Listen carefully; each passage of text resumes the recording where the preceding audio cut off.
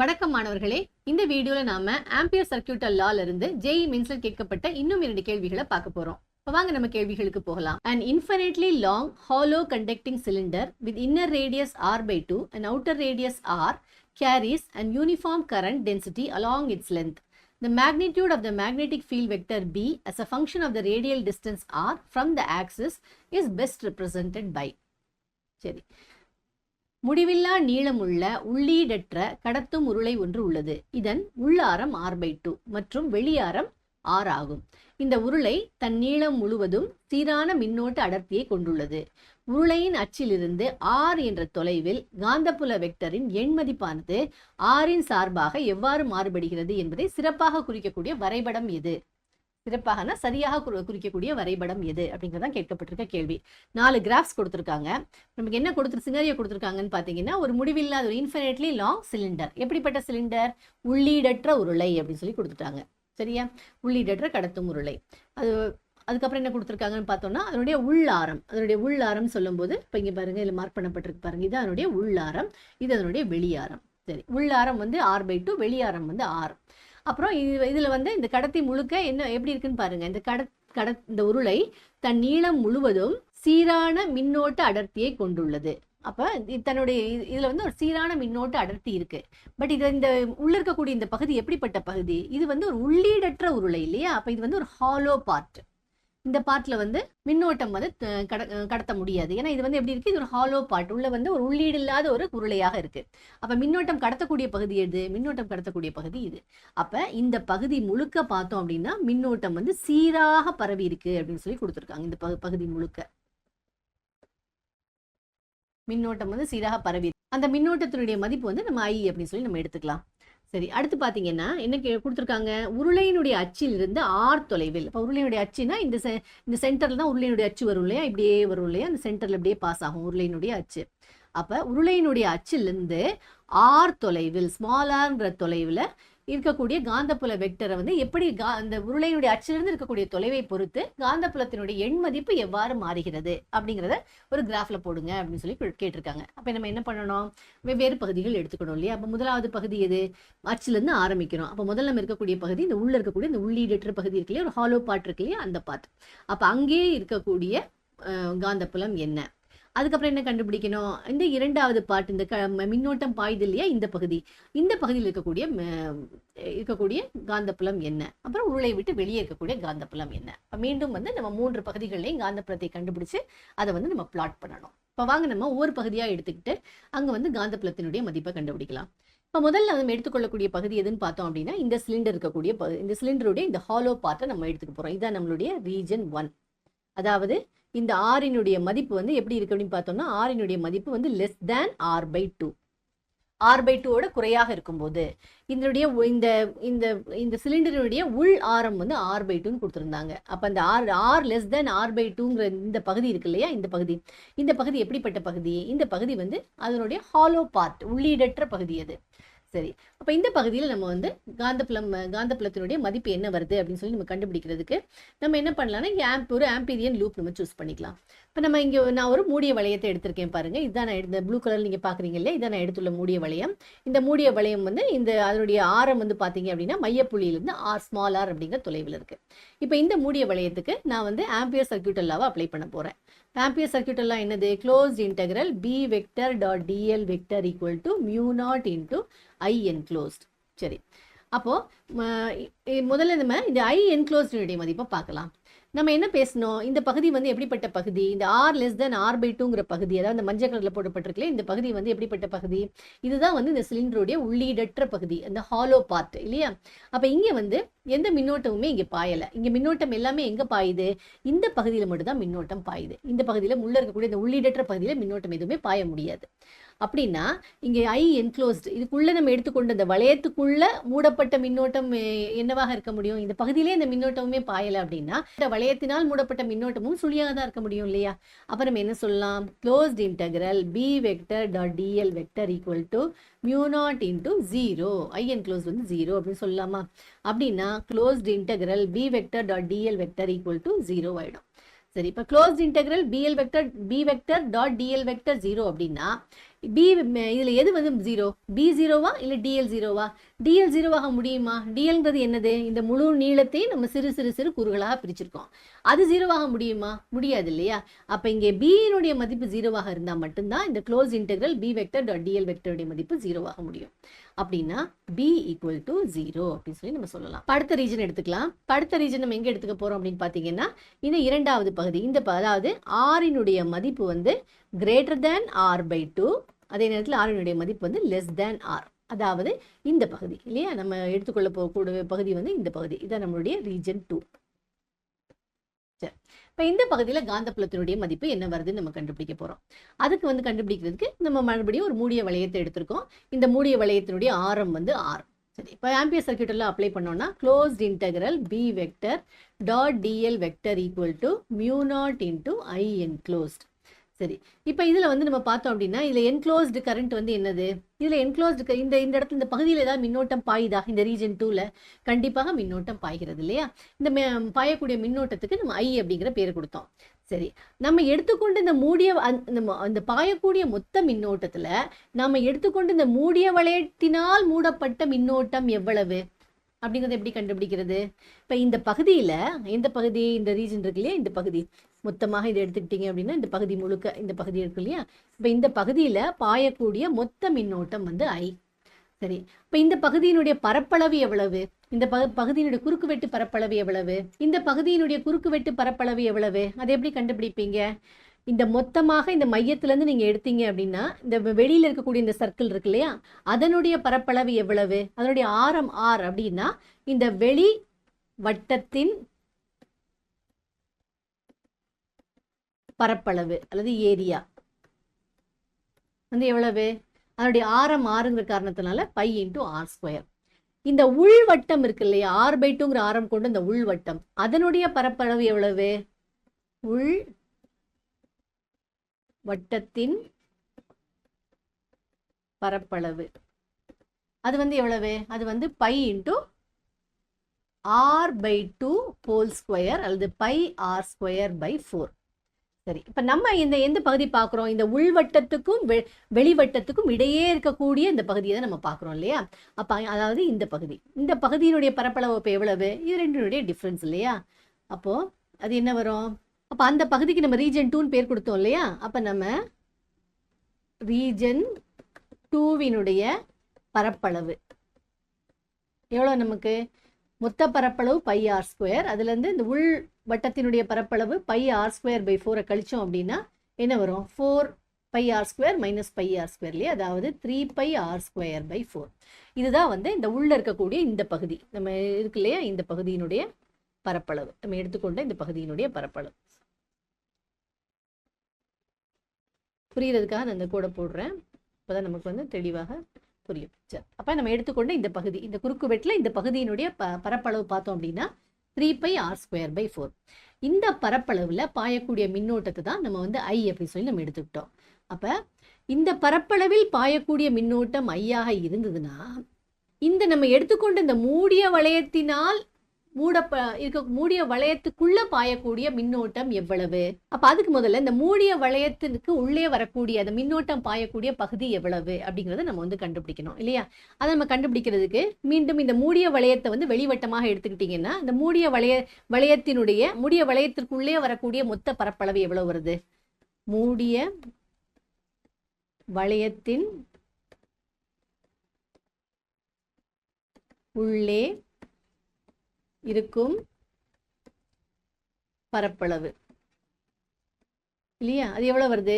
அந்த மூடிய வளையத்தினுடைய ஆரம் வந்து பார்த்தோம்னா ஆர் இல்லையா, அப்ப பை இன்டூ ஆர் ஸ்கொயர். ஆனா அதுல உள்ளே வந்து ஒரு உள்ளீடற்ற பகுதி இருக்கு இல்லையா, அந்த உள்ளீடற்ற பகுதியினுடைய ஆரம் வந்து ஆர் பை 2. அப்ப அந்த உள்ளீடற்ற பகுதியினுடைய பரப்பளவை இந்த மூடிய வளையத்தினுடைய மொத்த பரப்பளவுல இருந்து கழிக்கும் போதுதான் நமக்கு மின்னோட்டம் பாயக்கூடிய பகுதியினுடைய பரப்பளவு கிடைக்கும் இல்லையா? அப்ப நம்ம என்ன சொல்லலாம்? இந்த உள்ளீடற்ற பகுதியின் பரப்பளவு அது எவ்வளவு? உள்ளீடற்ற பகுதியினுடைய ஆரம் ஆர் பை 2, அப்ப pi into R by 2 whole square, அதாவது பை ஆர் ஸ்கொயர் பை 4. அப்போ நம்ம என்ன கண்டுபிடிக்கணும்? மூடிய வளையத்தில் மின்னோட்டம் பாயும் பரப்பளவு இல்லையா? மின்னோட்டம் எந்த பரப்பளவில் பாய்கிறது? மின்னோட்டம் பாயும் பரப்பளவு அது எவ்வளவு? இது ரெண்டையும் கழிக்கணும் இல்லையா? Pi R square minus pi capital r square by 4ன்னு வரும் இல்லையா? அதாவது pi into r square minus r square by 4. சரி, இப்போ இது கொஞ்சம் சிம்பிளிஃபை பண்ணிடலாம். பை இன்டூ எல்சிஎம் எடுத்தீங்கன்னா எல்சிஎம் வந்து 4 r square minus capital r square divided by 4. அதாவது pi pi 4 into 4r square minus capital r square அப்படின்னு சொல்லி வருது. சரி, இப்போ நம்ம என்ன கண்டுபிடிச்சிருக்கோம்? மூடிய வளையத்தில் பாயக்கூடிய மூடிய வளையத்தில் மின்னோட்டம் எவ்வளவு பரப்பளவில் பாய்கிறது அப்படிங்கிறத நம்ம கண்டுபிடிச்சிட்டோம். ஆனால் நம்ம இதுலேருந்து என்ன கண்டுபிடிக்கணும்? இந்த மூடிய வளையத்தினால் மூடி இருக்கக்கூடிய மின்னோட்டம், அதாவது இந்த மூடிய வளையத்தின் வழியாக பாயக்கூடிய இந்த மூடிய வளையத்தில் இருக்கக்கூடிய பரப்பளவின் வழியாக பாயக்கூடிய மின்னோட்டம் என்ன அப்படிங்கிறத நம்ம கண்டுபிடிக்கணும். சரி, இப்போ இந்த சிலிண்டரினுடைய மொத்த பரப்பளவு, மின்னோட்டம் பாயக்கூடிய மொத்த பரப்பளவு, அந்த உள்ள இருக்கக்கூடிய அந்த உள்ளீடற்ற பகுதியை ரிமூவ் பண்ணதுக்கு அப்புறம் மின்னோட்டம் பாயக்கூடிய மொத்த பரப்பளவு நமக்கு எவ்வளவு கிடைச்சது? 3πr²/4ன்னு கிடைச்சது. அப்போ 3πr²/4ங்கிற பரப்பளவுல பாயக்கூடிய மின்னோட்டம் நம்ம ஐன்னு எடுத்துக்கிட்டோம் அப்படின்னா இந்த pi pi 4 into 4r² minus r²ல பாயக்கூடிய மின்னோட்டம் எவ்வளவு அப்படிங்கிறத நம்ம வந்து கண்டுபிடிக்கணும் இல்லையா? சரி, அப்போ நம்ம ஐ என்க்ளோஸ்ட் வந்து நம்ம என்னன்னு எழுதலாம்? I enclosed equal to I divided by 3πr² divided by 4 into pi pi 4 into 4r² minus r² இல்லையா? அதாவது 3πr²/4 அப்படிங்கிற அந்த பரப்பளவின் வழியாக பாயக்கூடிய மின்னோட்டம் ஐயாக இருந்தது அப்படின்னா pi pi 4r² minus capital R வழியாக பாயக்கூடிய மின்னோட்டம் என்னவாக இருக்கும்? அதுதான் நம்ம ஐ என்க்ளோஸ்ட் பேர் கொடுத்துருக்கோம் இல்லையா? சரி, இப்போ இதை கொஞ்சம் சிம்பிளிஃபை பண்ணுவோம். ஐ என்க்ளோஸ்ட் ஈக்குவல் டு இந்த 4 நம்ம நியூமரேட்டர் கொண்டு போயிட்டோம்னா 4i divided by 3πr² into pi pi 4 into 4r² minus capital R. இப்போ பை கேன்சல் ஆகிடும், 4 கேன்சல் ஆகிடும். மிச்சம் இருக்கிறது என்னது? ஐ என்க்ளோஸ்ட் ஈக்குவல் டு பாருங்க I by 3r² into 4r² minus capital R இல்லையா? I by 3r² into 4r² minus capital R. இப்போ நம்ம என்ன பண்ணலாம்? இந்த r² உள்ள கொண்டு போயிடலாம். காமனாக வெளியில் இருக்கு இல்லையா? அது உள்ளே கொண்டு போயிட்டோம்னா இன்னும் கொஞ்சம் சிம்பிளிஃபை ஆகும்.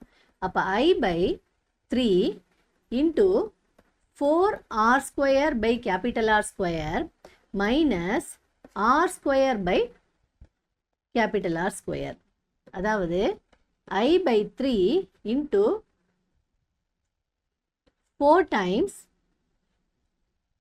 r² by capital R² minus 1 இல்லையா? இதுதான் வந்து நம்மளுடைய I enclosed. சரி, இப்போ நமக்கு I enclosed உடைய மதிப்பு வந்துருச்சு. நம்ம இனி என்ன பண்ணலாம்? நம்ம ஆம்பியர் சர்க்யூட் எல்லாம் இதை அப்ளை பண்ணி நம்ம வந்து காந்தப்புலத்தினுடைய மதிப்பை கண்டுபிடிக்கலாம். அப்போ closed integral B vector dot dl vector equal to μ0 into I என்க்ளோஸ்டுக்கு பதிலாக I by 3 4 times r² by capital R² மைனஸ் 1 அப்படின்னு சொல்லி நம்ம போட்டுக்கலாம். சரி, இது மைனஸ் மாதிரி தெரியக்கூடாது, நாளைக்கு சரியாக போட்டுக்கலாம். ஓகே, சரி. Integral B vector dot dl vector நம்ம எப்படி எழுதலாம்? க்ளோஸ்ட் இன்டெக்ரல் B வெக்டருடைய எண் மதிப்பு B, dl வெக்டருடைய எண் மதிப்பு dl இன்டூ காஸ் தீட்டான்னு எழுதலாம். B dl ரெண்டுமே வந்து ஒரே டைரக்ஷனில் தான். இது வந்து நம்ம ஒரு மூடிய வளையம் வந்து ஒரு சர்க்குலர் ஒரு வட்ட வடிவமான ஒரு வளையத்தை எடுத்திருக்கோம். நம்ம எடுத்து காந்தப்புலத்து நம்ம இந்த மூடிய வளையத்தில் நம்ம போகக்கூடிய டைரக்ஷன் வந்து காந்தப்புலத்துடைய டைரக்ஷன்லேயே நம்ம வந்து எடுத்துப்போம்.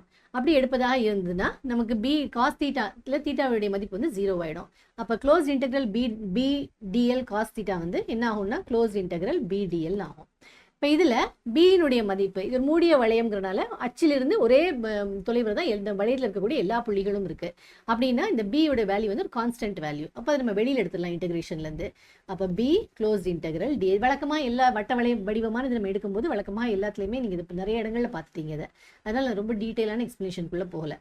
சரி, இப்போ B close integral dl, B close integral dlங்கிறது இந்த வட்ட வடிவமான வளையத்தினுடைய சர்க்கம்ஃபரன்ஸ் எவ்வளவு? 2π இன்டூ r. இப்போ B இன்டூ 2 pi into rன்னு வந்துரும். சரி, அப்போ நம்ம என்ன எழுதலாம்? b into 2 pi into r equal to mu naught I by 3 into 4 small r square by capital R square minus 1. இப்போ இதிலிருந்து b equal to mu naught I by இங்கே பாருங்க 3 into 2 6ன்னு வந்துடுது இல்லையா? அப்போ நம்ம என்ன எழுதலாம்? mu naught I by 6 pi r into 4r square by r square minus 1ன்னு எழுதலாம். அப்போ இதில் நம்ம என்ன எழுதலாம்? b equal to உள்ள மல்டிப்ளை பண்ணிங்கன்னா mu naught I by 6 pi r into 4 into r square by r square minus mu naught I by 6 pi r ஆயிடும். 2 2s are 4, 2 3s are 6. அதாவது b equal to mu naught I by 2 mu naught I by 3 pi, இங்கே r cancel ஆச்சு அப்படின்னா 3 pi r divided by capital R ஸ்கொயர்னு வரும். Minus mu naught I by 6 pi r. இப்போ நாம காந்தப்புலத்திற்கான சமன்பாடை நம்ம வந்து டிரைவ் பண்ணிட்டோம். நம்ம அடிஷனலாக நம்ம என்ன பண்ணலாம் அப்படின்னா, இந்த r/2 தொலைவில் இருக்கும்போது, அச்சிலிருந்து r/2 தொலைவில் இருக்கும்போது நமக்கு காந்தப்புலத்தினுடைய மதிப்பு என்ன வருது, அதே மாதிரி அச்சிலிருந்து r தொலைவில் இருக்கும்போது காந்தப்புலத்தினுடைய மதிப்பு என்ன வருது அப்படிங்கிறத நம்ம வந்து கால்குலேட் பண்ணிக்கலாம். இது பண்ணும்போது நமக்கு கிராஃப் வரைகிறது ஈஸியாக இருக்கும். சரி, அப்போ முதல்ல வந்து நான் எது கண்டுபிடிக்க போகிறேன் அப்படின்னா, b at r equal to r/2, அதாவது அச்சிலிருந்து இருக்கக்கூடிய தொலைவு வந்து கேபிட்டல் R/2ஆக இருக்கும்போது வரக்கூடிய காந்தப்புலத்தினுடைய மதிப்பு எவ்வளவு. அப்போ இதை கொண்டு போய் இந்த ஈக்குவேஷன் நம்ம சப்ஸ்டியூட் பண்ணோம் அப்படின்னா b equal to 2 mu naught I into rக்கு பதிலாக r/2 into 3 pi r square minus mu naught I by 6 pi rக்கு பதிலாக r/2. இப்போ என்ன அது பாருங்க, 2 2 கேன்சல் ஆகிடும், r ஸ்கொயரில் ஒரு r கேன்சல் ஆகிடும். அதே மாதிரி இங்கே பார்த்தீங்கன்னா 2 3 டைம்ஸ். இப்போ என்ன வருது அப்படின்னு சொல்லி பார்த்தீங்கன்னா mu naught I by 3 pi r minus mu naught I by 3 pi r அப்படின்னு சொல்லி வருது. அதாவது 0 அப்படின்னு சொல்லி வருது. அப்போ நமக்கு r equal to r/2ல காந்தப்புலத்தினுடைய மதிப்பு வந்து சுழியாக வருது. அதே மாதிரி காந்தப்புலத்தினுடைய மதிப்பு r equal to capital R ஆக இருக்கும்போது, அதாவது இந்த வெளியில் இருக்கக்கூடிய இந்த வளையம் இருக்கு இல்லையா, இந்த வளையத்தில் இருக்கும்போது அதனுடைய மதிப்பு என்ன வருது அப்படிங்கிறத கண்டுபிடிக்கலாம் வாங்க. இப்போ இதே ஈக்குவேஷனில் சப்ஸ்டியூட் பண்ணுவோம். b equal to 2 mu naught I capital R divided by 3 pi r square minus mu naught I by 6 pi r. இப்போ சால்வ் பண்ணால் என்ன வருதுங்கிறத பாருங்க. r இங்கே ஒரு r கேன்சல் ஆகிடும். அப்போ மீதி இருக்கக்கூடியது b equal to 2 mu naught I divided by 3 pi r minus mu naught I divided by 6 pi r. இப்போ இது நம்ம வந்து சால்வ் பண்ணோம் அப்படின்னா, இப்போ எல்சிஎம் வந்து நம்ம 6 pi r எடுக்கலாம். இப்போ 6 pi r எல்சிஎம்மாக நம்ம எடுத்தோம்னா நமக்கு என்ன வரும்? இப்போ இங்கே பார்த்தீங்கன்னா 3 pi r இருக்கிறதுனால 2 டைம்ஸ் இல்லையா? அப்போ 4 mu naught I minus mu naught I divided by 6 pi r. அதாவது b equal to 3 mu naught I divided by 6 pi r. இப்போ என்ன வரும்? 3 2 டைம்ஸ் இல்லையா? அப்போ mu naught I by 2 pi r. இப்போ இந்த ரிசல்ட்டை பார்க்கும்போது நம்ம ஏற்கனவே ஒரு ஹாலோ சிலிண்டர் எடுத்துக்கிட்டு அதில் வந்து அந்த சிலிண்டரினுடைய அந்த உருளையினுடைய மேற்பரப்பில் உருவாகக்கூடிய காந்தப்புலத்தினுடைய மதிப்புக்கு ஒரு ஃபார்முலா கண்டுபிடிச்சோம் இல்லையா? அதுவும் இதுவும் பர்ஃபெக்டாக மேட்ச் ஆகுது பாருங்க. இப்போ இங்கேயும் நம்ம எடுத்துக்கொண்டு இந்த உருளையினுடைய மேற்பரப்பில் தான் இந்த மேற்பரப்பில் இருக்கக்கூடிய காந்தப்புலத்தை தான் நம்ம இப்போ கண்டுபிடிச்சிருக்கோம். அப்போ நம்ம டிரைவ் பண்ண ஃபார்முலா வந்து சரியான ஃபார்முலா அப்படிங்கிறது இது மூலமாக நமக்கு தெரியுது. சரி, இப்போ நம்ம இதுலேருந்து என்ன பார்க்குறோம் அப்படின்னு பார்த்தீங்கன்னா, r/2ல வந்து r equal to r/2ஆக இருக்கும்போது, அதாவது இந்த வட்டத்தில் இருக்கக்கூடிய எல்லா புள்ளிகள்லையும் காந்தப்புலத்தினுடைய மதிப்பு வந்து சுழியாக இருக்கு. அதே அடுத்து இந்த r equal to r அப்படிங்கிற இந்த தொலைவில் இருக்கக்கூடிய எல்லா புள்ளிகள்லையும் காந்தப்புலத்தினுடைய மதிப்பு mu naught I by 2 pi r ஆக இருக்கு. அப்போ காந்தப்புலத்தினுடைய மதிப்பு 0லிருந்து mu naught I by 2 pi r வரைக்கும் அதிகரிக்கிறது அப்படிங்கிறது நமக்கு வந்து தெரியுது. அடுத்தபடியாக நம்ம மூணாவது பகுதி எடுத்துக்கலாம். இப்போ மூணாவது பகுதி எடுத்தோம்னா அது எந்த பகுதி? இந்த சிலிண்டருக்கு வெளியே இருக்கக்கூடிய பகுதி இல்லையா? அப்போ அங்கே வந்து நம்ம ஒரு ஆம்பீரியன் லூப் எடுத்துக்கலாம், ஒரு மூடிய வளையம் எடுத்துக்கலாம். அந்த மூடிய வளையம் நீங்கள் இப்போ பார்க்குறீங்க இல்லையா, அந்த ப்ளூ டாட்டட் லைன் தான் அந்த மூடிய வளையம். இதனுடைய ஆரம் வந்து நம்ம ஆர்னு எடுத்துக்கலாம். இப்போ இங்கே வந்து நமக்கு போடும்போது என்ன மதிப்பு வரும்? நம்ம ஏற்கனவே ஹாலோ சிலிண்டருக்கு நம்ம கேல்குலேட் பண்ணியிருக்கோம் இல்லையா? என்ன மதிப்பு கேல்குலேட் பண்ணோம்? b equal to mu naught I by 2 pi rக்கு சமமாக இருக்கும். அதே தான் இங்கேயும் வரும். நம்ம கால்குலேட் பண்ணி பார்க்கும்போது அதே மதிப்பு தான் வரும். சரி, இப்போ நமக்கு இது தெளிவாக வேல்யூஸை நம்ம வந்து கேல்குலேட் பண்ணிட்டோம். இனி நம்ம என்ன பண்ணுறோம், இதோடைய கிராஃப் வரையலாமாங்க. சரி, நம்ம வந்து இப்போ 3 தனித்தனி பகுதிகள் எடுத்துக்கிட்டோம் இந்த சிலிண்டரில். அந்த ஒவ்வொரு பகுதிக்கும் நம்ம வந்து காந்தப்புலத்திற்கு என்ன சமன்பாடு வருகிறது அப்படின்னு சொல்லி நம்ம டிரைவ் பண்ணோம். அது எல்லாத்தையும் நான் இங்கே வந்து எடுத்து எழுதியிருக்கேன். இதை பேஸ் பண்ணி நம்ம இந்த கிராஃப்ஸை வந்து இது சரி இது தவறு அப்படிங்கிறத நம்ம கண்டுபிடிக்க போகிறோம். சரி, அதுக்கு முன்னாடி நம்ம ஒரு வாட்டி இந்த ஃபார்முலாவை பார்த்து இது என்ன சொல்லுது அப்படிங்கிறத புரிஞ்சுக்கலாம். இப்போ பார்த்தோம்னா ஆரினுடைய மதிப்பு, அதாவது அச்சிலிருந்து இருக்கக்கூடிய தொலைவு வந்து r/2 விட குறைவாக இருக்கும்போது காந்தப்புலத்தினுடைய மதிப்பு சுழியாக இருக்கு. அதே மாதிரி ஆரினுடைய மதிப்பு r/2க்கும் காந்தப்புலத்தினுடைய மதிப்பு சுழியாக இருக்கு. ஆனா ஆரினுடைய மதிப்பு கேபிட்டல் ஆராக ஆகும்போது என்ன ஆகுது, காந்தப்புலத்தினுடைய மதிப்பு μ0I/2πr ஆக ஆகிறது. அப்போ r/2 வரைக்கும் காந்தப்புலத்தினுடைய மதிப்பு சுழி, r/2ல இருந்து கேபிட்டல் R வரைக்கும் காந்தப்புலத்தினுடைய மதிப்பு என்ன ஆகுது, அதிகரிச்சு ஒரு பெரும மதிப்பை அடைகிறது அப்படிங்கிறத நம்ம பார்க்குறோம் இல்லையா. அதுக்கப்புறம் என்ன ஆகுது, ஆர் வந்து கேபிட்டல் ஆரை காட்டிலும் அதிகமாக ஆகும்போது, சிலிண்டரை விட்டு வெளியே வரும்போது காந்தப்புலத்தினுடைய மதிப்பு வந்து என்ன ஆகுது, பி ப்ரப்போர்ஷனல், இது பார்க்கும்போது நமக்கு என்ன தெரியுது, பி ப்ரப்போர்ஷனல் டு 1/r. அப்போ ஆரினுடைய மதிப்பு அதிகமாகும் போது காந்தப்புலத்தினுடைய மதிப்பு குறைகிறது அப்படிங்கிறது நமக்கு புரியுது. சரி, ஆக்சிஸ்ல என்ன எடுத்திருக்காங்க அப்படின்னு பார்த்தீங்கன்னா, எக்ஸ் ஆக்சிஸ்ல டிஸ்டன்ஸ் எடுத்திருக்காங்க, அச்சிலிருந்து இருக்கக்கூடிய தொலைவு எடுத்திருக்காங்க. ஒய் ஆக்சிஸ்ல வந்து மேக்னெட்டிக் ஃபீல்டு எடுத்திருக்காங்க. சரி, இப்போ பார்த்தீங்கன்னா இந்த ஃபர்ஸ்ட் ஏ கிராஃப்ல 0லேருந்து r/2 வரைக்கும் காந்தப்புலத்தினுடைய மதிப்பு வந்து லீனியராக நேர்கோட்டு தொடர்பில் இருக்குது அப்படிங்கிறத பார்க்குறீங்க, அதிகரிச்சுட்டே போகுதுங்கிறத பார்க்குறீங்க. ஆனால் நமக்கு என்ன வந்தது, 0லேருந்து r/2 வரைக்கும் காந்தப்புலத்தினுடைய மதிப்பு சுழின்னு வந்தது. அப்போ இந்த ஏ கிராஃப் வந்து தவறு அப்படின்னு நமக்கு தெரியுது. இப்போ பி கிராஃபை பாருங்க, 0லேருந்து r/2 வரைக்கும் காந்தப்புலத்தினுடைய மதிப்பு சுழி, அப்போ அது வரைக்கும் கரெக்ட். அப்புறம் r/2லேருந்து r வரைக்கும் காந்தப்புலத்தினுடைய மதிப்பு வந்து ஒரு கான்ஸ்டன்ட் வேல்யூவாக இருக்குது அப்படின்னு பார்க்குறோம் இல்லையா, ஒரே மதிப்பாக தான் இருக்குது r/2லேருந்து r வரைக்கும். ஆனால் நம்ம என்ன பார்த்தோம், r/2ல இருக்கும்போது மதிப்பு 0, rல இருக்கும்போது μ0I/2πr மதிப்புன்னு பார்த்தோம். r/2க்கும் rக்கும் நடுவே காந்தப்புலத்தினுடைய மதிப்பு வந்து அதிகரிக்கிறது அப்படிங்கிறது நம்ம வந்து பார்க்குறோம். அப்போ இது வந்து ஒரு தவறான ஆப்ஷன் அப்படிங்கிறது நமக்கு இதுலேருந்து தெரியுது. அடுத்து மூணாவது பார்த்தீங்கன்னா, 0 to r/2 வரைக்கும் இங்கேயும் 0வாக தான் இருக்குது. அந்த r/2லேருந்து r வரைக்கும் பார்த்தீங்கன்னா எப்படி இருக்கு, ஒரு நேர்கோட்டில் அதிகரிக்குது. அதாவது தொலைவு அதிகரிக்கும் போது தொலைவோடு காந்தப்புலம் வந்து நேர்கோட்டு தொடர்பில் இருக்கு, ஒரு லீனியர் ரிலேஷன்ஷிப்ல இருக்கு. லீனியர் ரிலேஷன்ஷிப் நமக்கு எப்படி இருக்கணும், பி வந்து ஈக்குவல் டு ஏதோ ஒரு கான்ஸ்டன்ட் இன்டூ இந்த தொலைவு இல்லையா, கே இன்டூ ஆர். கேங்கிறது கான்ஸ்டன்ட், அதாவது பி ப்ரப்போர்ஷனல் டு ஆராக இருக்கணும்.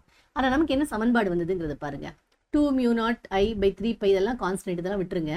இந்த எல்லாத்தையும் வந்து ஒரு கான்ஸ்டன்ட்டாக நம்ம எடுத்துட்டோம் அப்படின்னா இந்த ஃபார்முலா கொஞ்சம் சிம்பிளிஃபை பண்ணி எப்படி எழுதலாம்னா, B equal to some constant k into r minus இது பாருங்க ஏதோ ஒரு constant k1 divided by R. அப்போ இது நேர்கோட்டு தொடர்புல இல்லை.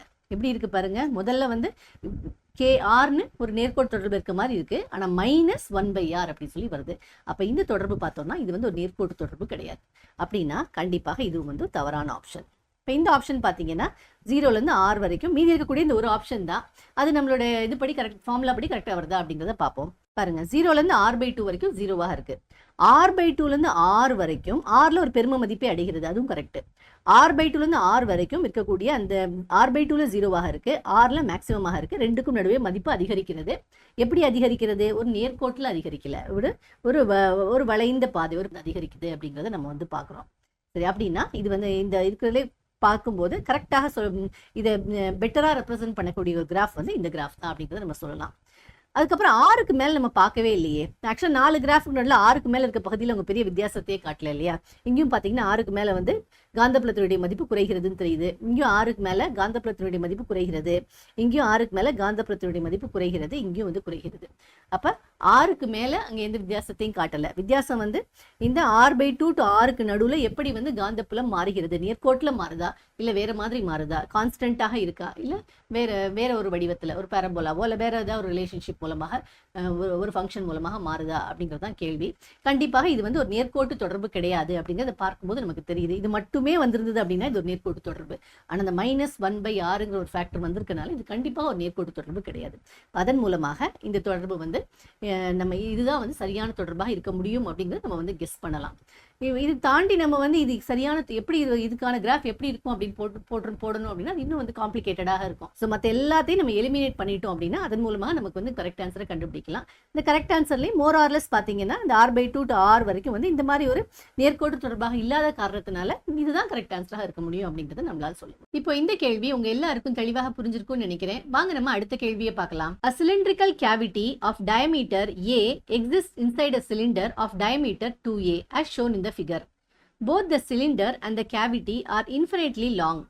A uniform current density J flows along the length if the magnitude of the magnetic field at the point P is given by n/12 mu naught AJ, then the value of n is அப்படிங்கிறத வந்து கேட்கப்பட்டிருக்க கேள்வி. இப்போ வாங்க இந்த கேள்வியை நம்ம தமிழில் பார்க்கலாம். படத்தில் காட்டியுள்ளபடி A விட்டம் கொண்ட உருளை வடிவ குழி ஒன்று 2A விட்டம் கொண்ட உருளையின் உள்ளே உள்ளது. உருளையும் குழியும் முடிவில்லா நீளம் கொண்டவை. உருளையின் நீளம் முழுவதும் சீரான மின்னோட்ட அடர்த்தி J பாய்கிறது. P என்ற புள்ளியில் காந்தப்புலத்தின் எண் மதிப்பு n/12 mu naught AJ என கொடுக்கப்பட்டுள்ளது. எனில் n-இன் மதிப்பு என்ன அப்படிங்கிறத வந்து கேட்கப்பட்டிருக்க கேள்வி. சரி, இப்போ இந்த கேள்வியோட ஒரு படமும் கொடுக்கப்பட்டிருக்கு. இந்த படம் பார்த்தீங்கன்னா ஒரு கிராஸ் செக்ஷனல் வியூ வந்து கொடுத்துருக்காங்க. அந்த உருளையினுடைய கிராஸ் செக்ஷனல் வியூ கொடுத்துருக்காங்க. இப்போ இந்த உருளை எப்படி இருக்கும் அப்படின்னு தனியாக ஒரு படம் கேள்வியோட கொடுக்கப்படல, இருந்தாலும் அதை புரிந்து கொள்வதற்காக நான் ஒரு படத்தை போட்டிருக்கேன். இங்கே பாருங்க. இப்போ இந்த படம் படி பார்த்தீங்கன்னா இந்த கேள்வியை என்ன கொடுத்துருக்காங்கன்னா, A விட்டம் கொண்ட உருளை வடிவ குழி ஒன்று 2A விட்டம் கொண்ட உருளையின் உள்ளே உள்ளது. அப்போ நீங்க இங்க ஒரு சிலிண்டர் பாக்குறீங்க இல்லையா? இந்த சிலிண்டருடைய விட்டம் வந்து 2A, விட்டம் வந்து 2A அப்படின்னா ஆரம் எவ்வளவு? A இல்லையா? அப்போ இந்த சிலிண்டருடைய ஆரம் அதாவது இந்த நீளம் வந்து எவ்வளவு? A அப்படின்னு சொல்லி கொடுத்துருக்காங்க. சரி, அடுத்து இதுக்குள்ள என்ன இருக்குன்னு பாத்தீங்கன்னா, இந்த சிலிண்டருக்கு உள்ள இந்த உருளைக்குள்ள ஒரு A விட்டம் கொண்ட உருளை வடிவ குழி இருக்கு. அப்ப இந்த சிலிண்டருக்கு உள்ள ஒரு பகுதி வந்து குழியாக இருக்கு. அந்த குழியும் எப்படி இருக்குன்னு பார்த்தோம்னா, அந்த குழியும் வந்து உருளை வடிவத்துல தான் இருக்கு. அந்த உருளை வடிவமான குழியினுடைய விட்டம் வந்து எவ்வளவு கொடுத்துருக்காங்க? A அப்படின்னு சொல்லி கொடுத்துருக்காங்க. இப்ப இந்த படத்தை பார்க்கும்போது தெளிவாக தெரியுது இல்லையா? இப்ப பாத்தீங்க அப்படின்னா இந்த சிலிண்டருடைய ஆரம் வந்து A அப்படின்னா இந்த மொத்த நீளம் வந்து ஏவாக இருக்கும். இப்ப இந்த குழியினுடைய இதுல இருந்து என்ன தெரியுது? இந்த குழியினுடைய விட்டம் வந்து ஏன்னு தெரியுது. அப்ப இந்த குழியினுடைய ஆரம் எவ்வளவு? அதாவது இந்த நீளம் இல்லையா, குழியினுடைய ஆரம் அது வந்து எவ்வளவு? அது வந்து A/2 இருக்கும் இல்லையா? சரி, படத்தை என்ன கொடுத்துருக்காங்கன்னா, உருளையும் குழியும் முடிவில்லா நீளம் கொண்டவை. ரெண்டுமே வந்து இன்ஃபினிட்லி லாங் அப்படின்னு சொல்லி கொடுத்துருக்காங்க. அப்போ இதுவும் வந்து இன்ஃபினிட்லி லாங்னா நம்ம இந்த மாதிரி ஒரு டாட்டட் லைன் மூலமாக அதை ப்ரெசென்ட் பண்ணுவோம். அப்படி டாட்டட் லைன் மூலமாக ரெண்டு பக்கமே எக்ஸ்டெண்ட் பண்ணி விட்டோம் அப்படின்னா இது வந்து இன்ஃபினிட்லி லாங் அப்படிங்கிறது நமக்கு வந்து தெரியுது. இது இன்ஃபினிட்லி இந்த உருளை இன்ஃபினிட்லி லாங்காக இருக்குது. அதே போல் இந்த உள்ளே இருக்கக்கூடிய இந்த குழியும் வந்து இன்ஃபினிட்லி லாங் சிலிண்டராக இருக்குது. சரி, அடுத்து என்ன கொடுத்துருக்காங்கன்னா, உருளையின் நீளம் முழுவதும் சீரான மின்னோட்ட அடர்த்தி பாய்கிறது. அப்ப இந்த உருளையினுடைய நீளம் முழுக்க இருக்கக்கூடிய மின்னோட்டத்தினுடைய அடர்த்தினா என்ன அர்த்தம்? சரி, இப்ப முதல்ல மின்னோட்டம்னா என்ன? ஒரு கடத்தி எடுத்துக்கலாம். இப்ப இதுதான் வந்து ஒரு கடத்தி. இதுதான் இந்த கடத்தியினுடைய குறுக்குவெட்டு பரப்பளவு. இது வந்து எவ்வளவு? A அப்படின்னு சொல்லி நம்ம எடுத்துக்கலாம். இப்ப இந்த குறுக்குவெட்டு பரப்பின் வழியாக ஓர் அலகு நேரத்தில் ஒரு யூனிட் டைமுக்கு, அதாவது ஒரு செகண்டுக்கு எவ்வளவு மின்னூட்டம் பாய்கிறது, எவ்வளவு சார்ஜ் இதை தாண்டி வெளியே வருகிறது ஒரு செகண்ட்ல அப்படிங்கிறது தான் வந்து மின்னோட்டம் இல்லையா? இப்போ ஒரு உதாரணத்துக்கு டிடிங்கிற நேரத்துல DQ அப்படிங்கிற சார்ஜ் வந்து இந்த குறுக்குவெட்டு பரப்பளவின் வழியாக வெளியே வருவதாக இருந்தா கரண்ட் ஐயை நம்ம எப்படி டிஃபைன் பண்ணுவோம்னா dQ/dt, அதாவது ஒரு செகண்டுக்கு எவ்வளவு சார்ஜ் வெளியே வருகிறது அப்படிங்கிறது தான் கரண்ட். இப்போ கரண்ட் டென்சிட்டி, அதாவது மின்னோட்ட அடர்த்தி அப்படின்னா என்ன? ஏங்கிற நம்ம இந்த மின்னோட்டம் வரக்கூடிய இந்த பரப்பளவு வந்து நம்ம ஏன்னு எடுத்திருக்கோம். இப்போ ஏங்கிற பரப்பளவின் வழியாக வரக்கூடிய மின்னோட்டம் ஐயாக இருந்தா 1 மீட்டர் ஸ்கொயர் பரப்பளவின் வழியாக எவ்வளவு மின்னோட்டம் வருமோ அதுதான் வந்து மின்னோட்ட அடர்த்தி, மின்னோட்டத்தினுடைய அடர்த்தி இல்லையா? அப்போ அதுக்கு வந்து நம்ம வழக்கமாக இந்த ஜேங்கிற சிம்பலை, மின்னோட்ட அடர்த்திக்கு நம்ம ஜே சிம்பலை பயன்படுத்துவோம். அப்போ ஜேங்கிறது என்னது? ஜேங்கிறது ஒரு ஏங்கிற குறுக்குவெட்டு பரப்பின் வழியாக ஐங்கிற மின்னோட்டம் பாயுது அப்படின்னு சொல்லி நம்ம எடுத்துக்கிட்டோம் அப்படின்னா ஓரலகு பரப்பளவின் வழியாக, அதாவது 1 மீட்டர் ஸ்கொயர் வழியாக பாயக்கூடிய மின்னோட்டம் அது என்னது? I/A இல்லையா? சரி, அதை பண்ணும்போது நமக்கு என்ன கிடைக்கும் அப்படின்னா ஜே கிடைக்கும். ஜேங்கிறது என்னது? மின்னோட்டத்தினுடைய அடர்த்தி, ஆம்பியர் பெர் மீட்டர் ஸ்கொயர். சரி, இப்போ இங்கே என்ன கொடுத்துருக்காங்க அப்படின்னா, இந்த சிலிண்டர் முழுக்க இருக்க மின்னோட்டம் பாயுது. அந்த மின்னோட்டத்தினுடைய அடர்த்தி வந்து ஒரு சீரான அடர்த்தியாக இருக்கிறது, ஒரு கான்ஸ்டன்ட் வேல்யூவாக இருக்கிறது அப்படின்னு சொல்லி கொடுத்துருக்காங்க. அப்போ இந்த உருளை முழுக்க நம்ம எந்த பரப்பளவை எடுத்தாலும் எந்த பகுதியை எடுத்தாலும் அந்த பகுதியில் 1 மீட்டர் ஸ்கொயர் பரப்பளவுல எவ்வளவு மின்னோட்டம் பாயுது அப்படின்னு நம்ம மெஷர் பண்ணோம் அப்படின்னா அது வந்து ஒரு கான்ஸ்டன்ட் வேல்யூ. இந்த சிலிண்டர் முழுக்க அதோடைய மதிப்பு வந்து மாறாமல் ஒரே மதிப்பாக தான் வரும் அப்படின்னு சொல்லி கொடுத்துருக்காங்க. சரி, இப்போ இதனுடைய பயன் என்ன? நமக்கு இதன் வழியாக பாயக்கூடிய மின்னோட்டத்தினுடைய அடர்த்தி தெரியும் அப்படின்னா ஒரு குறிப்பிட்ட பரப்பளவின் வழியாக பாயக்கூடிய மின்னோட்டம் என்ன அப்படிங்கிறத நம்ம கண்டுபிடிச்சிடலாம் இல்லையா? இப்போ மின்னோட்ட அடர்த்தி ஜே நமக்கு தெரியும். ஒரு குறிப்பிட்ட பரப்பளவில் நம்ம எவ்வளோ மின்னோட்டம் பாயுது நம்ம கண்டுபிடிக்கணும்னு நினைக்கிறோம் அப்படின்னா நம்ம என்ன பண்ணலாம்? I = J × A பண்ணலாம் இல்லையா? J × A பண்ணும்போது அந்த குறிப்பிட்ட பரப்பளவின் வழியாக பாயக்கூடிய மின்னோட்டம் என்ன அப்படிங்கிறது நமக்கு வந்து கிடைக்கும். அதுதான் இது கொடுத்துருக்கிறதுடைய பயன். சரி, பார்த்து என்ன கேட்டிருக்காங்க அப்படின்னு பார்க்கலாம். P என்ற புள்ளியில் காந்தப்புலத்தின் எண் மதிப்பு ஒரு குறிப்பிட்ட மதிப்பு கொடுத்துருக்காங்க. என கொடுக்கப்பட்டுள்ளது எனில் எண்ணினுடைய மதிப்பு என்ன? அப்போ இந்த Pங்கிற புள்ளி எங்க இருக்குன்னு பாருங்க. கொடுக்கப்பட்டிருக்க படத்துல இங்கே போட்டிருக்காங்க இந்த Pங்கிற புள்ளி. அதாவது இந்த ஒரு உருளை இருக்கு இல்லையா, அந்த உருளையினுடைய சர்க்கம்ஃபரன்ஸ்ல ஒரு புள்ளியை வந்து எடுத்திருக்காங்க. சரி, இப்போ இந்த புள்ளியில இந்த Pங்கிற புள்ளியில இருக்கக்கூடிய காந்தப்புலத்தினுடைய மதிப்புக்கு அவங்க என்ன பேர் கொடுத்துருக்காங்க அப்படின்னு பார்த்தீங்கன்னா B = N/12 μ0 AJ அப்படின்னு சொல்லி கொடுத்துருக்காங்க. சரி, அப்போ காந்தப்புலத்தினுடைய மதிப்பு இப்படி இருக்கிறதா இருந்தால் இதில் வந்து இந்த எண்ணினுடைய மதிப்பு என்ன அப்படிங்கிறத கண்டுபிடிங்க அப்படின்னு சொல்லி சொல்லியிருக்காங்க. சரி, இதான் வந்து கேள்வியில் கேட்கப்பட்டிருக்கு. இப்போ கேள்வியில் கேட்கப்பட்டிருக்கிறது உங்களுக்கு தெளிவாக புரிஞ்சிருக்கும்னு நினைக்கிறேன். வாங்க அடுத்து இந்த கேள்வி எப்படி சால்வ் பண்ணுறது அப்படிங்கிறத பார்க்கலாம். இந்த கேள்வி நம்ம எப்படி சால்வ் பண்ணலாம் அப்படின்னு சொல்லி பார்த்தீங்கன்னா, இப்போ நமக்கு வந்து இந்த உருளை கொடுக்கப்பட்டிருக்கு. இந்த உருளைக்கு உள்ள ஒரு குழி இருக்கு. இந்த உருளையினுடைய வளைந்த மேற்பரப்புல இந்த Pங்கிற புள்ளி எடுத்திருக்காங்க. அந்த Pங்கிற புள்ளியில உருவாகக்கூடிய காந்தப்புலம் என்ன அப்படிங்கிறத கண்டுபிடிக்க சொல்லியிருக்காங்க. சரி, அப்போ நம்ம இதை எப்படி சால்வ் பண்ணலாம் அப்படின்னு சொல்லி பார்த்தீங்கன்னா, முதல்ல இந்த குழியே இங்கே இல்லைன்னு வச்சுக்கோங்க. இது முழுமையாக ஒரு திண்ம உருளையாக இருக்கு. அப்போ அதற்குள்ளே இந்த சீரான மின்னோட்ட அடர்த்தியோடு மின்னோட்டம் பாய்கிறது அப்படின்னா, அப்படி மின்னோட்டம் பாய்வதாக இருந்தால் இந்த P புள்ளியில ஒரு காந்தப்புலம் உருவாகும் இல்லையா? அதாவது உருளையில குழி இல்லாமல் உருளை முழுக்க வந்து திண்ம பொருளினால ஆயிருக்கு, எந்த குழியும் இல்லாமல் முழு உருளையாக இருக்கிறது அப்படின்னா அதன் காரணமாக இந்த P புள்ளியில உருவாகக்கூடிய காந்தப்புலம் அதை வந்து நம்ம கண்டுபிடிக்கலாம். அதுக்கு வந்து நம்ம ஒரு பேர் கொடுத்துக்கலாம். அதாவது முழு உருளையின் காரணமாக நான் சொல்றேன் அதை, அது என்னங்கிறது நான் உங்களுக்கு எக்ஸ்பிளைன் பண்ணிட்டேன் இல்லையா? முழு உருளையின் காரணமாக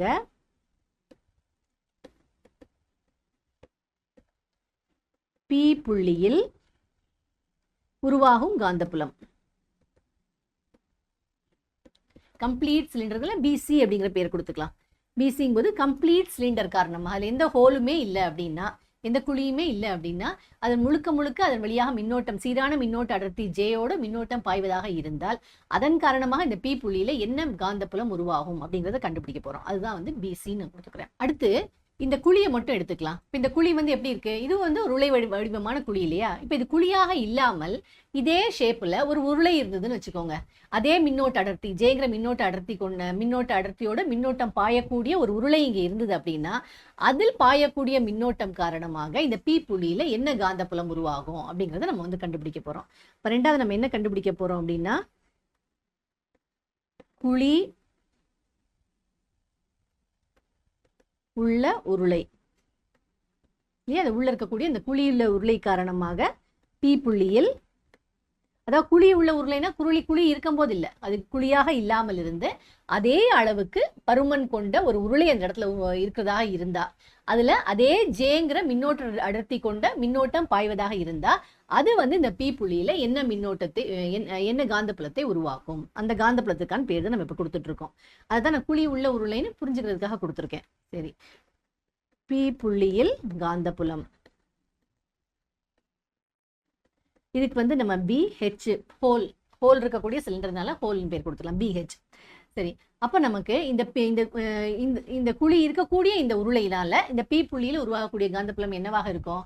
குழியே இல்லாம இங்க Pல ஒரு காந்தப்புலம் உருவாச்சு இல்லையா? அந்த காந்தப்புலத்திலிருந்து இந்த குழி இருக்கக்கூடிய அந்த பகுதியை மட்டுமே, அதனால் உருவாகக்கூடிய காந்தப்புலத்தை மட்டுமே நம்ம வெளியில எடுத்துட்டோம் அப்படின்னா, அதை மட்டுமே நம்ம சப்ட்ராக்ட் பண்ணிட்டோம் அப்படின்னா நமக்கு இந்த மீதி இருக்கக்கூடிய பகுதியில உருளையினுடைய மீதி இருக்கக்கூடிய குழி இல்லாத அந்த மீதியில் இருக்கக்கூடிய பகுதினால இந்த P புள்ளியில உருவாகக்கூடிய காந்தப்புலம் கிடைக்கும் இல்லையா? இப்போ அது வந்து எவ்வளவாக இருக்கும்? அதுதான் வந்து B நெட்டுங்கிற பேர் கொடுக்குறேன். அது எதுவாக இருக்கும்? அது வந்து BC - BHக்கு சமமாக இருக்கும். சரியா? அப்போ நம்ம இந்த 2 காந்தப்புலங்களையும் கண்டுபிடிக்கும் போது முழு உருளையாக, குழியே இல்லாமல் முழு உருளையாக இருக்கும்போது உருவாகக்கூடிய காந்தப்புலம், அதே மாதிரி இந்த உருளையில் குழி இருக்கக்கூடிய பகுதியில் குழி இல்லாமல் அதுவும் அந்த உருளையாக இருந்தது, அதே பருமன் கொண்ட ஒரு உருளையாக இருந்தது அப்படின்னா அப்போ உருவாகக்கூடிய காந்தப்புலம். இந்த ரெண்டையும் நம்ம சப்ட்ராக்ட் பண்ணும்போது இந்த குழியோடு இருக்கக்கூடிய இந்த உருளையினால இந்த பி புள்ளியில் என்ன காந்தப்புலம் கிடைக்கும் அப்படின்றது நமக்கு தெரியும். இப்போ வாங்க இதை நம்ம கண்டுபிடிக்கலாம். சரி, இப்போ இங்கே பாருங்க, இப்போ இந்த ஆரம் இது கிராஸ் செக்ஷனல் வியூ போடப்பட்டிருக்கு. இப்போ இங்கே பார்த்தீங்கன்னா இந்த பி புள்ளியில் தான் நம்ம காந்தப்புலத்தை கண்டுபிடிக்கணும். அப்போ முதல்ல நம்ம என்ன பண்ண போகிறோம், நாம் இந்த குழி இல்லாமல் இந்த முழு உருளையாக இருப்பதாக இருந்தால் இந்த பி புள்ளியில் என்ன காந்தப்புலம் உருவாகும் அப்படின்றத நம்ம கண்டுபிடிக்க போகிறோம். பாருங்க, இப்போ நான் குழியை எடுத்துட்டேன். இது முழுக்க இந்த சிலிண்டர் முழுக்க குழி இல்லாத ஒரு சிலிண்டராக இருக்கிறது அப்படின்னு நம்ம எடுத்திருக்கோம். இப்போ இப்படி இருந்தது அப்படின்னா இந்த பி புள்ளியில் என்ன காந்தப்புலம் உருவாகும்? அதுக்கு நம்ம என்ன பண்ணுவோம், நம்ம ஆம்பியர் சர்க்யூட் எல்லாம் பயன்படுத்துவோம். ஆம்பியர் சர்க்யூட் எல்லாம் பயன்படுத்துறதுக்கு நம்ம என்ன பண்ணுவோம், ஒரு மூடிய வளையத்தை எடுத்துப்போம். இப்போ இங்கே மூடிய வளையம் எப்படி எடுத்துக்கணும், நான் பிங்கிற புள்ளியில் காந்தப்புலத்தை கண்டுபிடிக்கணும். அப்போ இந்த பிங்கிற புள்ளி வழியாக செல்லக்கூடிய ஒரு மூடிய வளையத்தை நாம் எடுத்துக்கணும் இல்லையா? சரி, இப்போ அப்படி ஒரு மூடிய வளையத்தை தான் நீங்கள் இங்கே பார்க்குறீங்க. இந்த பர்பிள் கலரில் பார்க்குறீங்களா, இது அப்படிப்பட்ட ஒரு மூடிய வளையம். சரி, அப்போ நம்ம ஒரு மூடிய வளையத்தை நம்ம எடுத்துக்கிட்டோம். இப்போ நம்ம ஆம்பியர் சர்க்யூட் அல்லாவை நம்ம பயன்படுத்துகிறோம் அப்படின்னா நம்ம என்ன எழுதலாம், closed integral B vector dot DL vector equal to mu naught into I enclosed. சரி, இப்போ இதில் காந்தப்புலத்தினுடைய திசை, நம்ம இங்கே மின்னோட்டம் பாயக்கூடிய திசை எதுவுமே கொடுக்கப்படல. மின்னோட்டம் ஏதோ ஒரு திசையில் பாய்வதாக நம்ம எடுத்துக்கலாம். இப்போ நம்ம மின்னோட்டம் பாயக்கூடிய திசையின் காரணமாக வரக்கூடிய காந்தப்புலத்தின் திசையை நம்ம ஆன்டி கிளாக் வைஸ் டைரக்ஷன் நம்ம எடுத்துப்போம். இப்போ ஆன்டி கிளாக் வைஸில் வருது அப்படின்னா மின்னோட்டம் பாயக்கூடிய திசை இந்த தளத்திலிருந்து வெளிநோக்கி வருவதாக, இந்த சிலிண்டர்லேருந்து வெளிநோக்கி வருவதாக இருக்கும். சரி, அது நமக்கு இம்பார்ட்டன்ட் இல்லை, ஏன்னா இந்த குழிக்குள்ளேயும் நம்ம மின்னோட்டம் அந்த இதே டைரக்ஷனில் தான் நம்ம வரதாக நம்ம எடுத்துக்க போகிறோம். அதனால இந்த டைரக்ஷன் இம்பார்ட்டன்ட் இல்லை. சரி, நம்ம காந்தப்புலத்துக்கு ஒரு குறிப்பிட்ட டைரக்ஷன் எடுத்துப்போம். இதே டைரக்ஷன்ல நம்ம டிஎல் வெக்டரும் எடுத்துக்க போறோம். இதே டைரக்ஷன்ல நம்ம நீலக்கூறையும் எடுத்துக்க போறோம். அப்போ நீலக்கூறும் காந்தப்புலமும் ஒரே திசையில இருக்கு. ஒவ்வொரு புள்ளியிலையும் இரண்டுமே எப்படி இருக்கு, ஒரே டைரக்ஷன்ல இருக்கு. எந்த டைரக்ஷன்ல இருக்கும், எந்த புள்ளியை எடுத்தாலுமே, இப்போ இந்த புள்ளி நம்ம எடுத்துக்கிட்டோம் அப்படின்னா காந்தப்புலத்தினுடைய டைரக்ஷன் இந்த வளைவுக்கு இணையாக இருக்கக்கூடிய தொடுவரையாக நம்ம ஒரு கோடு போட்டோம்னா அது காந்தப்புலத்தினுடைய டைரக்ஷன். அதே போல டிஎல் வெக்டர் ஒரு சின்ன பகுதியை நம்ம நீலக்கூறு நம்ம எடுத்துக்கிட்டோம்னா அதனுடைய திசையும் பார்த்தோம் அப்படின்னா அதுவும் இந்த வட்டத்திற்கு இந்த குறிப்பிட்ட புள்ளியில தொடுவரையாக தான் இருக்கும், டான்ஜென்ஷியலாக தான் இருக்கும். அப்ப பி வெக்டரும் டிஎல் வெக்டரும் இரண்டுமே ஒன்றுக்கொன்று இணையாக இருக்கும். ஒன்றுக்கொன்று இணையாக இருக்கக்கூடிய காரணத்தினால இந்த இரண்டுக்கும் நடுவே இருக்கக்கூடிய கோணம் சுழியாக இருக்கும். இரண்டுக்கும் நடுவே இருக்கக்கூடிய கோணம் சுழியாக இருக்கு அப்படின்னா இதை நம்ம எக்ஸ்பேண்ட் பண்ணி எழுதும் போது க்ளோஸ்ட் இன்டெக்ரல் பி வெக்டருடைய எண் மதிப்பு பி, டிஎல் வெக்டருடைய எண் மதிப்பு டிஎல் இன்டூ காஸ் தீட்டா போடும்போது தீட்டாவினுடைய மதிப்பு 0 போடுவோம் இல்லையா? அப்படி போடும்போது என்ன ஆகும், closed vector closed integral PDL வந்துடும். க்ளோஸ்ட் இன்டெக்ரல் பிடிஎல் வந்துருச்சு. இப்போ நம்ம இந்த வட்டம் முழுக்க நம்ம எடுக்கும்போது எல்லா புள்ளிகள்லையும் காந்தப்புலம் ஒரே மதிப்பை தான் கொண்டு இருக்கும். ஏன்னா இது வட்டம் இல்லையா, ஒரு வட்ட வடிவமான ஒரு வளையம் நம்ம எடுத்துக்கக்கூடிய காரணத்தினால இந்த வட்டத்தில் இருக்கக்கூடிய எல்லா புள்ளிகளும் மையத்திலிருந்து ஒரே தொலைவில் இருக்கு. அப்படின்னா காந்தப்புலமும் ஒரே மதிப்பாக தான் இருக்க முடியும். அப்படின்னா நம்ம இந்த இன்டெகிரேஷன்ல இந்த வெளியில் எடுத்துடலாம். அப்போ பி க்ளோஸ்ட் இன்டெக்ரல் டிஎல். இப்போ டிஎல்னுடைய மதிப்பு என்னது, டிஎல்ங்கிறது இந்த வட்டம் முழுக்க இருக்கக்கூடிய சிறு சிறு நீளக்கூறுகள், அது எல்லாத்தையும் சேர்த்து நம்ம தொகையிடல் பண்ணும்போது நமக்கு இந்த வட்டத்தினுடைய சர்க்கம்ஃபரன்ஸ் அல்லது பரிதி கிடைக்கும். அப்போ நம்ம அது என்ன வரும், பி இன்டூ 2π இன்டூ இந்த வட்டத்தினுடைய ஆரம் எவ்வளவு, ஏ இல்லையா, 2π இன்டூ ஏ. சரி, இப்போ B closed integral B vector dot DL vector solve பண்ணா நமக்கு என்ன வந்திருக்கு, பி இன்டூ 2π ஏ வந்திருக்கு equal to mu naught into I enclosed. இப்போ இதனால சூழப்பட்ட மின்னோட்டம். இப்போ இங்கே மின்னோட்ட அடர்த்தி எவ்வளோ கொடுத்துருக்காங்க, மின்னோட்ட அடர்த்தி ஜேன் கொடுத்துருக்காங்க. அப்போ அதை வைத்து நம்ம மின்னோட்டத்தை எப்படி கண்டுபிடிப்பது, நம்ம மின்னோட்ட அடர்த்தியோடு எவ்வளவு ஏரியால நம்ம மின்னோட்டம் பாய்து நம்ம கண்டுபிடிக்கணும்னு நினைக்கிறோமோ அந்த ஏரியாவை, அந்த பரப்பளவை மல்டிப்ளை பண்ணும்போது நமக்கு மின்னோட்டம் கிடைக்கும் இல்லையா? நம்ம ஏற்கனவே பார்த்தோம் இல்லையா, I equal to J into A. மின்னோட்ட அடர்த்தியோட இந்த பரப்பளவு, எந்த பரப்பளவுல மின்னோட்டம் பாயுதுங்கிறத பாயக்கூடிய மின்னோட்டத்தை நம்ம கண்டுபிடிக்கணுமோ அந்த பரப்பளவோடு மல்டிப்ளை பண்ணும்போது நமக்கு அந்த மின்னோட்டத்தினுடைய மதிப்பு கிடைக்கும். சரி, இப்போ இங்க எந்த பரப்பளவில் மின்னோட்டம் பாயக்கூடிய மின்னோட்டத்தை நம்ம கண்டுபிடிக்கணும், இந்த முழு சிலிண்டரின் வழியாக பாயக்கூடிய மின்னோட்டம். இந்த முழு சிலிண்டரினுடைய குறுக்கு வெட்டு பரப்பளவு எவ்வளவு, அது எவ்வளவாக இருக்கும், பை இன்டூ ஆர் ஸ்கொயர் இல்லையா, இதனுடைய ரேடியஸ். அப்போ இந்த சிலிண்டருடைய ஆரம் எவ்வளவு, ஏ இல்லையா, அப்போ பை இன்டூ ஏ ஸ்கொயர். அப்போ இதுலேருந்து நமக்கு என்ன கிடைக்குது, B equal to mu naught J by A square divided by 2π a அப்படின்னு சொல்லி கிடைக்குது. இப்போ பாருங்க, பை கேன்சல் ஆயிடுது, ஏ ஸ்கொயர் ஏ கேன்சல் பண்ணால் ஒரு ஏ போயிடும். அப்போ மிச்சம் என்ன வருது, mu naught J A by 2 வருது. இதுதான் வந்து நம்மளுடைய காந்தப்புலத்தினுடைய எண் மதிப்பு. சரியா? சரி, இப்போ வந்து நம்ம முழு இந்த சிலிண்டர் முழுக்க எந்த குழியும் இல்லாமல் இந்த சிலிண்டர் முழுக்க இருக்கக்கூடிய எல்லா பகுதிகளிலையும் ஒரு சீரான மின்னோட்ட ஜேங்கிற ஒரு சீரான மின்னோட்ட அடர்த்தியோடு மின்னோட்டம் பாய்வதாக இருந்தா என்ன, இந்த பிங்கிற புள்ளியில என்ன காந்தப்புலம் உருவாக்கும்? இந்த பிக்கு நம்ம என்ன பேர் கொடுத்தோங்க, பிசின்னு பேர் கொடுத்தோம் இல்லையா, முழு சிலிண்டர்னால பிசின்னு பேர் கொடுத்தோம். அப்ப இந்த பிசியினுடைய மதிப்பு mu naught JA divided by 2 அப்படின்னு சொல்லி வருது. இப்ப அடுத்தபடியா நம்ம என்ன பண்ண போறோம், இந்த குழி இருக்கக்கூடிய பகுதி இருக்கு இல்லையா, அதுவும் உருளை வடிவத்துல தானே இருக்கு. அந்த குழிக்கு பதிலாக ஒரு உருளை, அது இதே மின்னோட்ட அடர்த்தி கொண்ட மின்னோட்டம் பாயக்கூடிய ஒரு உருளை இருப்பதாக இருந்தால் அந்த மின்னோட்டத்தின் காரணமாக பி புள்ளியில என்ன காந்தப்புலம் உருவாகும் அப்படிங்கிறத நம்ம கண்டுபிடிக்க போறோம். சரி, இப்போ நம்ம இந்த குழி இருக்கக்கூடிய அந்த பகுதியை மட்டுமே தனியாக எடுத்துக்கிட்டு அதன் வழியாக மின்னோட்டம் பாய்வதாக இருந்தால், அது ஒரு திண்ம உருளையாக இருந்து அதன் வழியாக மின்னோட்டம் பாய்வதாக இருந்தால் அதன் காரணமாக இந்த புள்ளியில பிங்கிற புள்ளியில உருவாகக்கூடிய காந்தப்புலம் என்ன அப்படிங்கிறத கண்டுபிடிப்போம். அதை கண்டுபிடிக்கிறதுக்கு நம்ம மீண்டும் வந்து ஆம்பியர் சர்க்யூட் லாவை பயன்படுத்துவோம். அப்ப நம்ம இந்த பி வழியாக செல்லக்கூடிய ஒரு மூடிய வளையத்தை நம்ம வந்து எடுத்துக்கணும். இப்ப அந்த மூடிய வளையத்தை நம்ம எப்படி செலக்ட் பண்றோம் அப்படிங்கிறத பாருங்க. இப்ப இப்படிப்பட்ட ஒரு மூடிய வளையத்தை நான் வந்து எடுத்துக்கிறேன். இப்போ இங்க மூடிய வளையத்தை எப்படி எடுத்திருக்கோம்னு பாருங்க. இந்த மூடிய வளையத்தினுடைய மையமும் நம்ம இந்த உருளையினுடைய மையமும் ஒன்றாக இருக்கணும். அந்த வகையில மூடிய வளையத்தை நம்ம வந்து எடுத்திருக்கோம். அப்பதான் வந்து ஏன் இப்படி எடுக்கிறோம் அப்படின்னா, அப்பதான் வந்து இந்த உருளையின் வழியாக பாயக்கூடிய மின்னோட்டம் காரணமாக இந்த மூடிய வளையத்தில் இருக்கக்கூடிய எல்லா புள்ளிகளையும் உருவாகக்கூடிய காந்தப்புலம் வந்து ஒரே மதிப்பாக இருக்க முடியும். அதனாலதான் நம்ம இந்த மாதிரி ஒரு மூடிய வளையத்தை நம்ம வந்து சூஸ் பண்றோம். சரி, இப்ப மீண்டும் நம்ம என்ன பண்ணணும், நம்ம வந்து ஆம்பியர் சர்க்யூட் லாவை அப்ளை பண்ணலாம். ஆம்பியர் சர்க்யூட் லா அப்படி நம்ம என்ன எழுதலாம், closed integral B vector dot DL vector equal to mu naught into I enclosed அப்படின்னு சொல்லி நம்ம எழுதலாம்.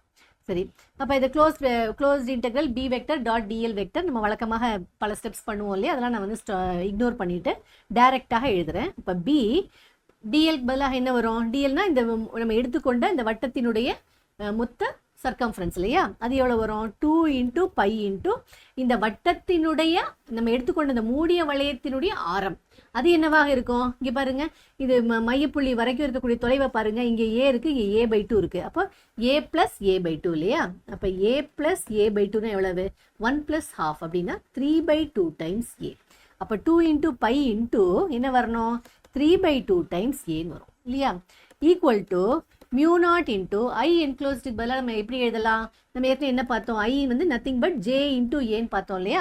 அப்போ மின்னோட்ட அடர்த்தி மல்டிப்ளைடு பை எந்த பரப்பளவில் மின்னோட்டம் பாய்கிறதோ அந்த பரப்பளவு. அந்த பரப்பளவு இங்கே எவ்வளவு, இந்த உருளை இருக்கு இல்லையா, இந்த உருளையினுடைய பரப்பளவு தான் இல்லையா. அந்த உருளையினுடைய பரப்பளவு எவ்வளவு, இந்த உருளையுடைய ஆரம் எவ்வளவு, ஏ பை 2. அப்போ அதோடைய பரப்பளவு என்னவாக இருக்கும், பை இன்டூ ஆர் ஸ்கொயர். அப்போ ஆருக்கு பதிலாக நம்ம என்ன போடலாம், ஏ பை 2 ஸ்கொயர். அப்போ என்ன வருதுன்னு பாருங்க, இங்கே 2 கேன்சல் ஆகிடும். அப்போ என்ன வரும், B into 3 by A equal to இங்கே என்ன வருதுன்னு பாருங்க, mu naught J by into A square by 4ன்னு வரும் இல்லையா. சரி, அப்போ இதுலேருந்து பியினுடைய மதிப்பு நமக்கு என்ன வருது, mu naught J by A square by 4 கீழே என்ன வரும், இன்டூ 3 பை ஏ அப்படின்னு சொல்லி வரும். இப்போ இதை சிம்பிளிஃபை பண்ணோன்னா இங்கே ஏ இருக்குது, இங்கே வந்து ஏ ஸ்கொயருக்கு ஒரு ஏ போயிடும்.